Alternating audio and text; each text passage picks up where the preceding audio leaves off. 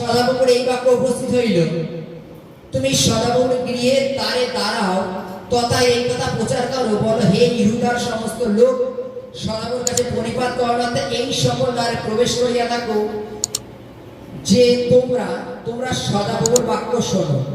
বাহিনীগণের সর্বত্র ইসরায়েলের ঈশ্বর এই কথা কয়, তোমরা আপন আপন আচার ব্যবহার শুদ্ধ করো, তাতে আমি তোমাদিগকে এই স্থানে বাস করাইব। তোমরা মিথ্যা কথায় বিশ্বাস করিও না, যথা সদাপ্রভুর মন্দির এই সকল। যদি তোমরা আপন আপন আচার ব্যবহার সম্পূর্ণরূপে শুদ্ধ করো, যদি বাদী প্রতিবাদী বিচার যথার্থ রূপে নিষ্পত্তি করো, যদি বিদেশী ও ভিত্তিহীন বিধবাদের প্রতি উপদ্রব না করো, এই স্থানে নির্দোষের রক্তপাত না করো, এবং আপনার অমঙ্গলের নিমিত্তে অন্য দেবগণের পশ্চাৎগামী না হও, তবে আমি এই স্থানে তোমার পিতৃপুরুষদিগকে এই যে দেশ দিয়াছি, এখানে তোমাদিগকে যুগে যুগে চিরকাল বাস করিতে দেব। Hallelujah, hallelujah. বাইবেল বলছে, তোমরা যারা ঈশ্বরের গৃহে দ্বারে দাঁড়াইয়া আছো, তোমরা কি করো?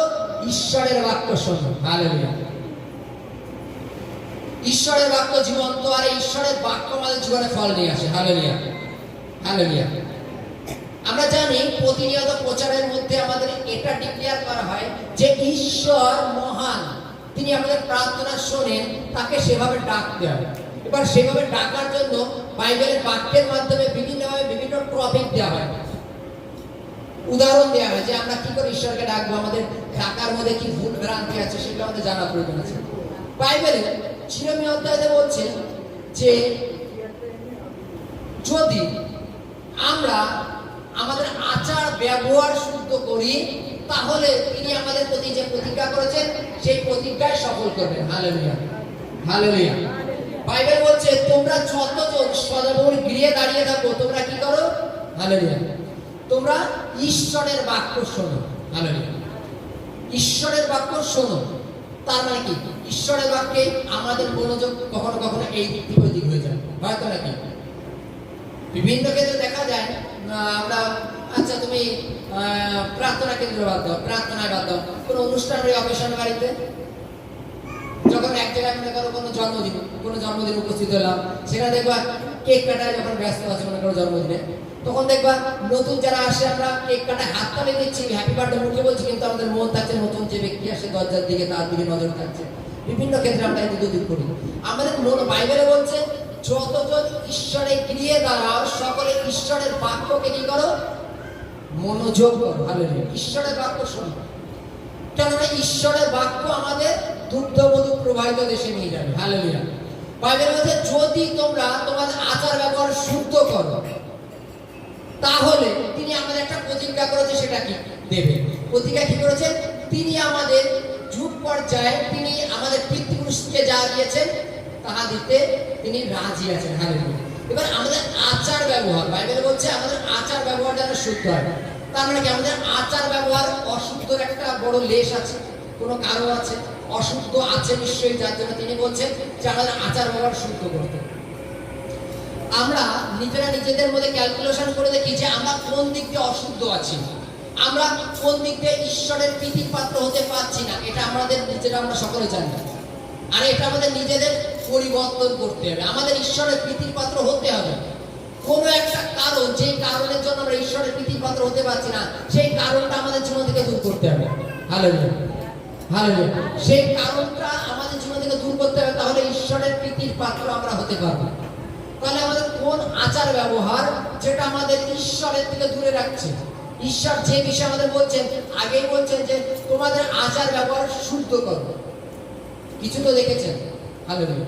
আমরা আমাদের জগতের সন্তানদের কোনো মেয়ে যদি মনে করো, আমরা কখনো শুনলাম যে আমার ছেলে বা আমার মেয়ে রাস্তাঘাটে প্রেম করে বেড়াচ্ছে, কেউ দেখেছে আমাকে কেউ মেসেজ দিচ্ছে, তোমার ছেলে অমুক জায়গায় দাঁড়িয়ে প্রেম করছে, তোমার মেয়ে প্রেম করছে অমুক জায়গায় দাঁড়িয়ে। আমরা বাড়ি এসে আমাদের সন্তানদের কিন্তু আমরা ইন্ডিয়াকে কিছু বলবো তো অবশ্যই, যে যেটা শুনছি বা যেটা হচ্ছে এটা কিন্তু ভালো হচ্ছে না, আমার নজরে পড়লে কিন্তু কপালে দুঃখ আছে। আমরা এইভাবে চেতনা দেবো, তাই তো? কেননা সে কিছু শুনেছে বা কিছু দেখেছে, যার জন্য সে বাইরে ইনডাইরেক্টলি বলছে। ঈশ্বর আমাদের বলছে তোমাদের আচার ব্যবহার শুদ্ধ করো। তিনি আমাদের কিছু দেখেছেন আচার ব্যবহারে, যে আচার ব্যবহারের জন্য আমরা ঈশ্বরের প্রীতির পাত্র হতে পারছি। ঈশ্বর আমাদের যেটা প্রতিজ্ঞা করেছেন সেটা আমাদের দিচ্ছে না, এই কারণে কারণ আমাদের আচার ব্যবহার এখনো শুদ্ধ নেই। হালেলুয়া। আমাদের প্রত্যেকের নিজেদের মধ্যে ক্যালকুলেশন অবশ্যই যেন আমরা করি যে আমাদের কোন আচার ব্যবহার ঈশ্বর আমাদের আরো শুদ্ধ হতে বলেছে। হালেলুয়া। কোন আচার ব্যবহার আমাদের শুদ্ধ হতে বলেছে। বাইবেলের সর্ব বিষয়ে বর্ণনা আছে যে আমাদের পিতামাতার সাথে কিরূপ ব্যবহার করতে হয়, আমাদের পরিবারের সাথে কিরূপ ব্যবহার করতে হয়, আমাদের সন্তানদের সাথে কিরূপ ব্যবহার করতে হয়, আমাদের পাড়া প্রতিবেশীর সাথে কিরূপ ব্যবহার করতে হয়, সমস্ত বিষয়ে বর্ণনা বাইবেলে লেখা আছে। তাহলে কোন আচার ব্যবহার যার জন্য ঈশ্বর আমাদের বলছেন যে তোমার আচার ব্যবহার শুদ্ধ করো, কোন আচার ব্যবহার যেটা আমাদের ঈশ্বরের প্রেম থেকে আলাদা করে দিচ্ছে, সেই আচার ব্যবহারটা আমাদের করতে হবে, শুদ্ধ করতে হবে। আর যতজন আমরা ঈশ্বরের গিয়ে দাঁড়িয়ে থাকি আমাদের প্রত্যেককে কি করতে হবে? বাক্য শুনতে হবে। হালেলুয়া। কারণ বাইবেলে আছে বাক্য ঈশ্বর, আর এই বাক্য আমাদের অন্ধকার থেকে আলোর পথে নিয়ে আসবে। যদি আমরা বাক্য মনোযোগ দিয়ে শুনি তাহলে আমরা অন্ধকার থেকে ফিরবো, আর যদি বাক্য মনোযোগ দিয়ে না শুনি তাহলে অন্ধকার থেকে ফিরবো না। Hallelujah, hallelujah, hallelujah.